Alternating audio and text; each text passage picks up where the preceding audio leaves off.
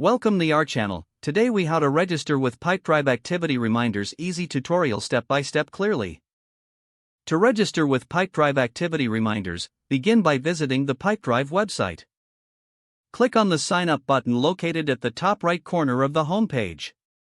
Fill in the required fields with your email address and a secure password. After entering your information, click on the Get Started button. You will receive a verification email in your inbox. Open the email and click on the verification link provided.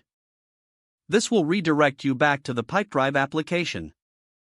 Complete the initial setup by entering your business name and information.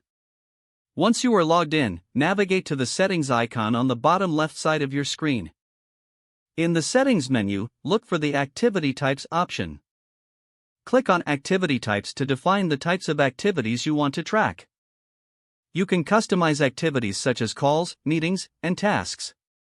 Once your activity types are set, return to the Settings menu. Next, find the Personal Preferences section.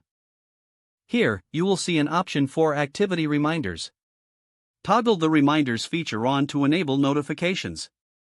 You can choose how you want to receive these reminders, such as via email or in-app notifications. Adjust the time frame for reminders according to your preference. After setting up the reminders, make sure to save your changes. Now, you are ready to create activities with reminders. Navigate to your Pipedrive dashboard and select Add Activity.